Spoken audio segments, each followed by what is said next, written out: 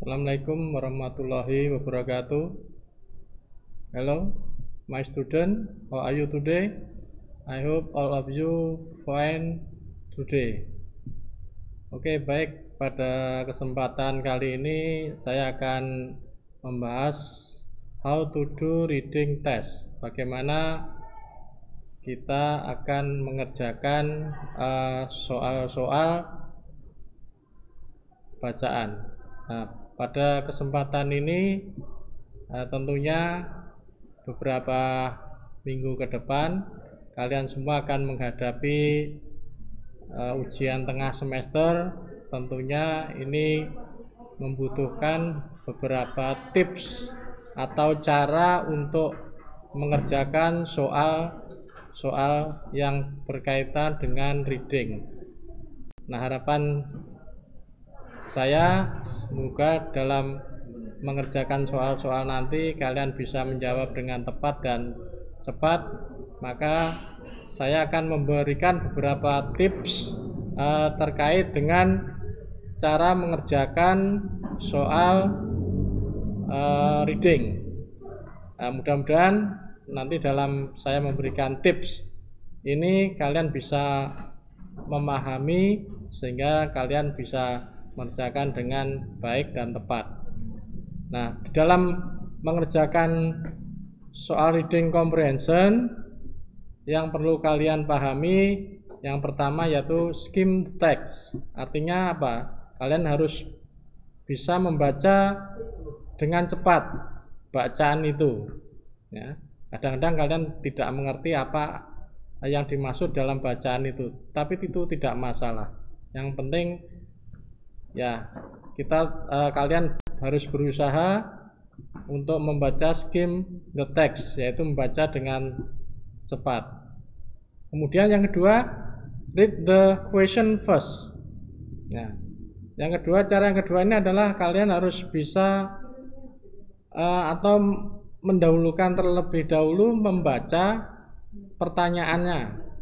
Nah, sehingga nanti apa yang Anda baca dalam pertanyaan itu minimal kalian sudah tahu opsi jawaban yang akan kalian pilih.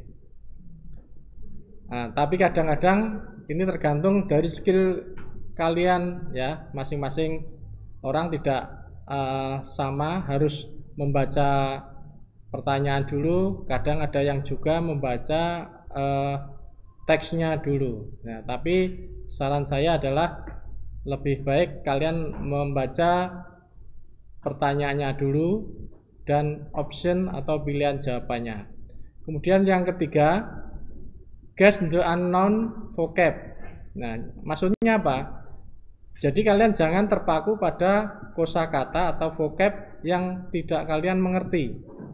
Kosakata yang tidak kalian mengerti itu ya silakan di skip saja, dilewati sehingga waktu Anda tidak terbuang. Kemudian yang keempat, read the point every paragraph. Ya, jadi bacalah sekilas setiap paragraf itu, mungkin itu nanti yang akan jadi poin untuk bisa menjawab pertanyaan dan menentukan pilihan kalian.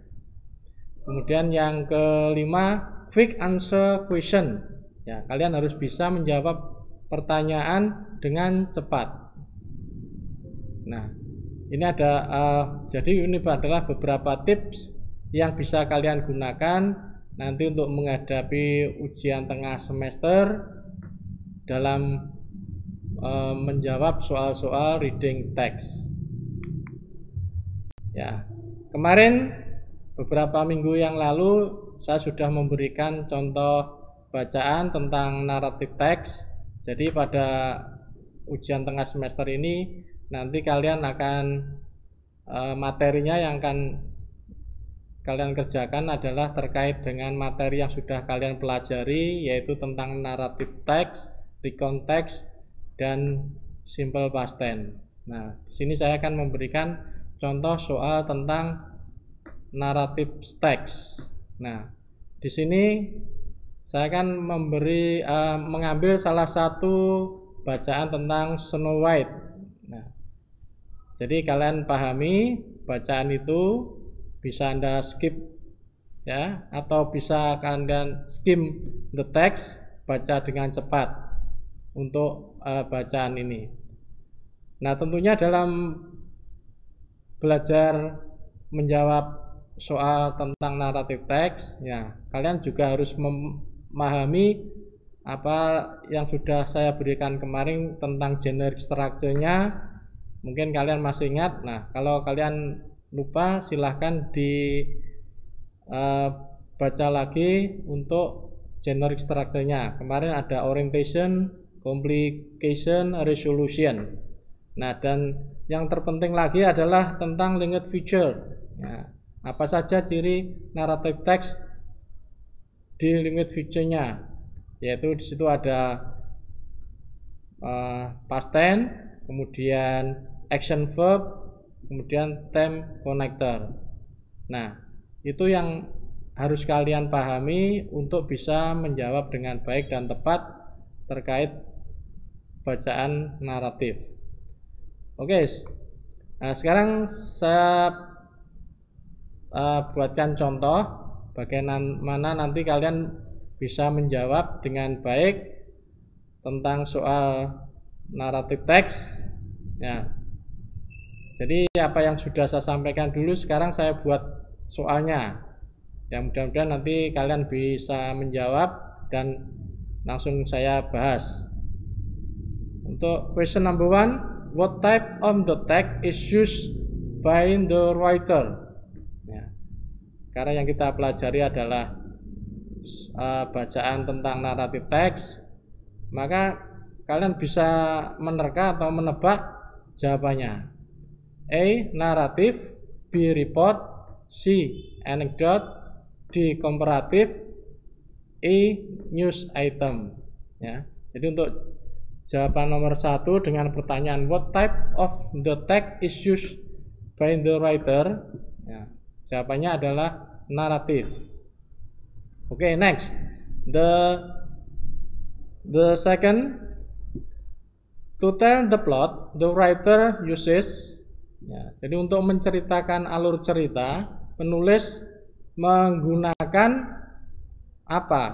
Nah ini terkait dengan language features, yaitu ciri-ciri kebahasaannya. Ya, di situ ada beberapa pilihan jawaban. A rhetorical question and an exclamation. Jadi pertanyaan yang retorik dan perintah. Kemudian jawaban yang B adalah time sequence atau urutan waktu. Kemudian yang C contrastive evidence. Ya, B contrastive. Kemudian yang D past tense, E consecutive conjunction. Nah, kalau kita melihat dengan language feature-nya yang sudah kalian pelajari, untuk menceritakan alur cerita biasanya penulis itu menggunakan bentuk waktu simple past tense. Jadi jawabannya adalah yang D. Oke, berikutnya adalah soal yang ketiga. Ya. Why Snow White run away to the woods? Nah, jadi kalian bisa membaca paragraf yang ada di atas, itu mengapa Snow White lari ke hutan. Ya, di situ nanti kalian bisa menemukan di salah satu paragraf, ya, kalian harus bisa memilih dengan tepat alasannya. A. Her parent passed away, orang tuanya meninggal. B. Her uncle was angry with her, ya, pamannya memarahi dia. C. Her uncle and aunt would go to America, paman dan bibinya akan pergi ke Amerika. D. Snow White was happy to run away, ya, Snow White ya merasa bahagia untuk lari. E. Snow White like playing in the woods, Snow White suka bermain di hutan. Nah, itu ada 5 option jawaban. Nah, tentunya dalam memilih 5 jawaban ini kalian harus bisa mencermati jawabannya sesuai dengan teks yang ditampilkan. Kira-kira apa jawabannya? Yaitu jawabannya adalah sesuai dengan paragraf yang ada itu, jawabannya adalah C. Her uncle and aunt would go to America.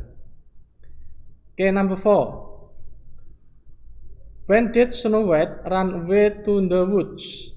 Kapan Snow White lari ke hutan? Nah, di dalam paragraf itu kalau kalian teliti, nah, maka kalian ya bisa mengambil kesimpulan kapan Snow White lari ke hutan. Ya, tentunya in the afternoon, ya jawaban yang A in the afternoon, B in the morning, C in the evening, D in the full moon. In the full moon artinya pada bulan purnama. E in the middle of night, di tengah malam. Ya, jawabannya yang tepat sesuai dengan bacaan itu adalah yang B. Oke, berikutnya soal yang kelima. Where did Snow White live after she ran away to the woods? Ya, di mana Snow White tinggal setelah dia lari ke hutan? She lived, ya, A. She lived in the cave. Dia tinggal di gua. B. She lived in the lion nest. C. She lived everywhere in the woods. Dia tinggal dimanapun di dalam hutan. D. She lived in the dwarf cottage. Dia tinggal di gubuk orang kerdil. E. She lived on the street. Ya, dia tinggal di jalan. Nah, sesuai dengan paragraf yang ada, itu jawabannya adalah yang D. Ya. Kemudian contoh soal yang terakhir, according to the text, before she ran away into the woods, why did Snow White live with her uncle and aunt? Menurut bacaan, sebelum dia lari ke dalam hutan, mengapa Snow White tinggal dengan paman dan bibinya? Ya, di sini ada 5 option pilihan. Because A. Because she loved them very much. Sebab dia sangat mencintainya bibi dan pamannya. B. As a result of forcing attitude from them. Ya, dia tertekan dengan sikap mereka. C. Because her parents were dead. Sebab orang tuanya meninggal. D. Because she were afraid of the dwarf. Nah, sebab dia takut dengan orang kerdil. E. Because she ran away from a monster. Ya, sebab dia lari dari monster. Nah, untuk pertanyaan terakhir ini, kalau kita melihat teks di atas, ya, ada paragraf yang menyebutkan mengapa Snow White tinggal dengan pamannya. Ya, alasan yang tepat yaitu adalah jawabannya C. Because her parents were dead. Ya, jadi sebab orang tuanya meninggal sehingga dia harus ikut dengan paman dan bibinya. Nah, itu anak-anakku beberapa tips cara mengerjakan soal reading. Ya, semoga kalian bisa memahami, mengerti nanti dalam mengerjakan soal-soal UTS. Nah, yang penting kalian tetap belajar mengingat-ingat ya kosakata yang sudah kalian baca, karena itu adalah sebagai modal awal kalian untuk bisa memahami bacaan. Ya, semoga kalian tetap semangat untuk belajar ke depannya. Di tengah pandemi ini harus tetap semangat. Semoga kalian berhasil menggapai cita-cita kalian. Terima kasih. Wassalamualaikum warahmatullahi wabarakatuh.